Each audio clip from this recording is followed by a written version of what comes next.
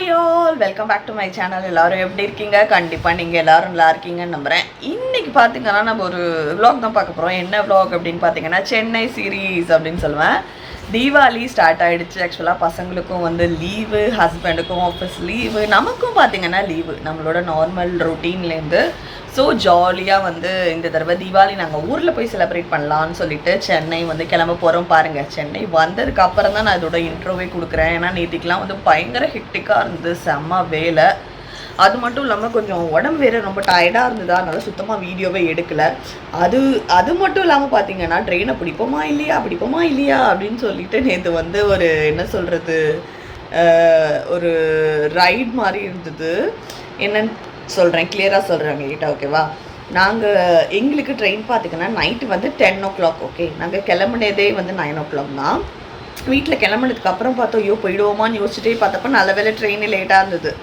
என்னன்னு பார்த்தீங்கன்னா 10:30 தான் ட்ரெயின் அப்படின்னு சொல்லிட்டு வந்து அப்டேட் பண்ணியிருந்தாங்க. So we are very happy. வந்துட்டே இருக்கிறப்ப டிரைவர் கேட்டார், டைம் இருக்குங்களா சார், நான் கொஞ்சம் சிஎன்ஜி மட்டும் போட்டுக்கிறேன் அப்படின்னு சொல்லிட்டு. சரி ஓகே, நாங்களும் எவ்வளோ நேரம் ஆகுது, ட்ரெயினும் டிலேவாக இருக்குது, சரி ஓகே போட்டுக்கலாம்னு சொல்லிவிட்டு அந்த சிஎன்ஜி போடுறதுக்கு வந்து க்யூ நிற்குது பாருங்கள். அவ்வளோ பெரிய க்யூ அந்த ரோடு முழுக்க.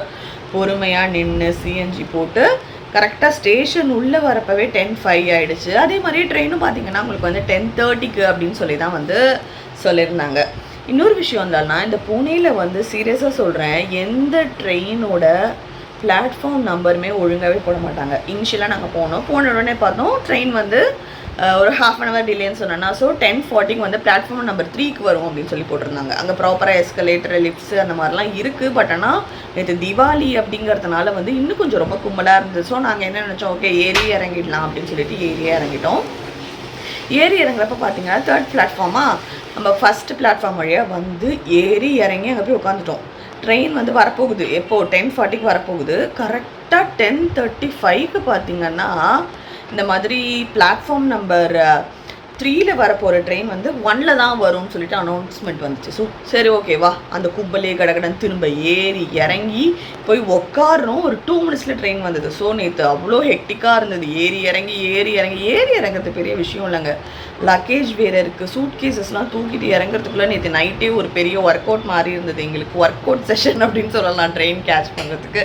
அதுக்கப்புறம் ட்ரெயின் ஏறினோமா, ஒரு 10:45 10:50 ஏறினோம்.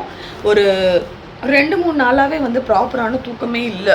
நேற்றுக்கு ட்ரெயினில் ஏறினது தான் தெரியும். மேலே ஏறி படுத்து தூங்கிட்டே வந்தேன். தூங்கி கரத்தில் எழுந்துக்கிறதுக்கே வந்து 8:30 ஆகிடுச்சு. அதுக்கப்புறம் 8:30 எழுந்தப்புறம் ஒரு 9:30 அந்த மாதிரி வந்து கூட்டின்னு ஒரு ஸ்டேஷன் வரும். அங்கே வந்து ஒரு ஹோட்டலில் வந்து தோசை ஆர்டர் பண்ணியிருந்தோம். மசாலா தோசை ஆர்டர் பண்ணி சாப்பிட்டுட்டு திரும்ப மேலே போய் ஏறி தூங்கிட்டேன். அதுக்கப்புறம் திரும்ப ரேணிகுண்டா வந்து ஒரு 1:30 மணி 2 மணி இருக்கும், அப்போ தான் எழுந்தேன். ஸோ அந்த ட்ரெயின் ஜேர்னியை நான் என்ன சொல்லுவேன்னா, தூங்குற ஜேர்னியாக இருந்தது அப்படின்னு தான் சொல்லணும்.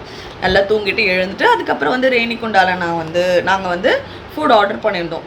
ஆந்திரா வளர்றேன் பாருங்கள். ஆந்திரானால என்னங்க ஸ்பெஷலு, ஆந்திரா சாப்பாடு தான் ஸ்பெஷலு. ஸோ அதுதான் ஆர்டர் பண்ணி சாப்பிட்டோம். அதெல்லாமும் வந்து இந்த விலாகில் நான் உங்கள் கூட ஷேர் பண்ணிக்கிறேன். நைட்டு ட்ரெயின் ஏறினது தாங்க, படுத்து செமையாக தூங்கியாச்சு. அதுக்கப்புறம் கரெக்டாக எழுந்து பிரேக்ஃபாஸ்ட் வந்து தோசை சாப்பிட்டேன். அதை கூட நான் வீடியோ எடுக்கல. திரும்ப மேலே ஏறி போய் தூங்கிட்டேன். ஆஃப்டர்நூன் பார்த்திங்கன்னா லஞ்சுக்கு வந்து நாங்கள் வந்து ஆந்திரா ஸ்பெஷல் சாப்பாடு தான் ஆர்டர் பண்ணியிருந்தோம்.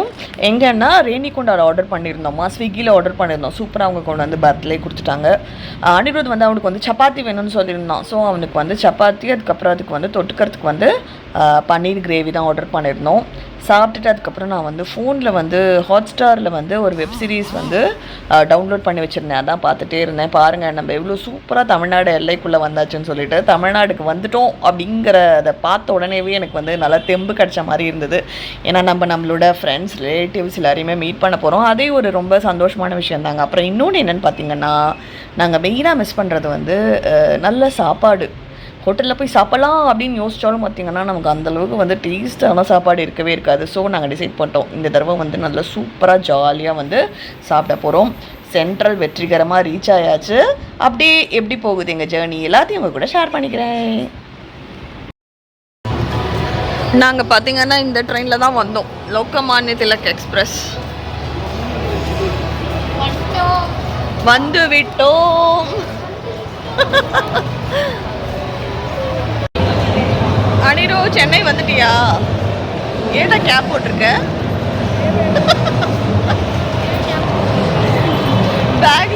கேப்னு இந்த பையனோட அலம்பலை பார்த்தீங்களா? ஸ்டேஷன்லேயே கேப் போட்டுருக்கான்.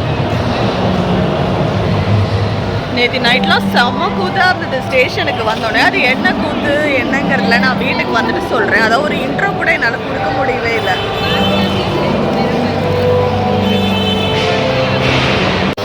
கார்த்தாலேருந்து காஃபியே குடிக்கல, ஒரு மாதிரி பயங்கர காண்டாக இருக்குது. ஸோ இப்போ ஒரு காஃபி குடிக்க போகிறோம் மெட்ராஸ் காஃபி ஹவுஸில்.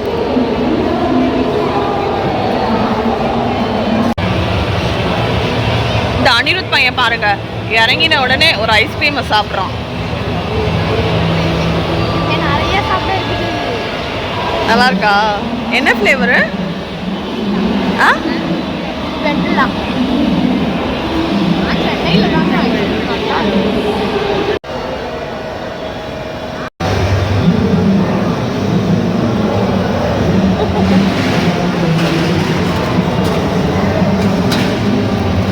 சூப்பராக இருக்குல்ல. எனக்கு இந்த அடையார் ஆனந்த பவனா இதுதான் ரொம்ப பிடிக்கும். பார்த்திங்கன்னா ஆளுக்கு ஒரு பெட்டின்னு சொல்லிட்டு நாங்கள் வந்து 3 பெட்டி எடுத்துகிட்டு வந்திருக்கோம். இந்த பொம்மை பெட்டி எனக்கு தான் வேணும்னு ஒரு பையன் ஒத்த காலில் நின்று அவனுக்கு வேணும்னு வாங்கிக்கிட்டான். ஆனால் இந்த தடவை அந்த பொம்மை பெட்டி அவனுக்கு வேணாம், அவன் பெரிய பையனாயிட்டானோ. ஸோ அதை ஏன் தலையில் கட்டிட்டான். அவன் வந்து நான் யூஸ் பண்ணுற ப்ளூ பெட்டி எடுத்துக்கிட்டான். அப்படி தானே நிரோத்? சொல்லு. ஏய் கொன்றுவேன் உடனே நான். பாருங்க, அவன் வேலையை சிறப்பாக செய்கிறான். யூடியூப் பார்த்துட்டு இருக்கோம். சூப்பராக ட்ரெயின்லேருந்து இறங்கின உடனே அருமையான ஒரு ஃபில்டர் காஃபி வந்து மெட்ராஸ் காஃபி ஹவுஸில் குடித்தேன். அவ்வளோ பிரமாதமாக இருந்தது. ஏன்னா புனேயில் என்னால் போயிட்டு ஒரு காஃபி குடிக்கணும்னா கூட எந்த கடையிலையும் குடிக்க முடியாது.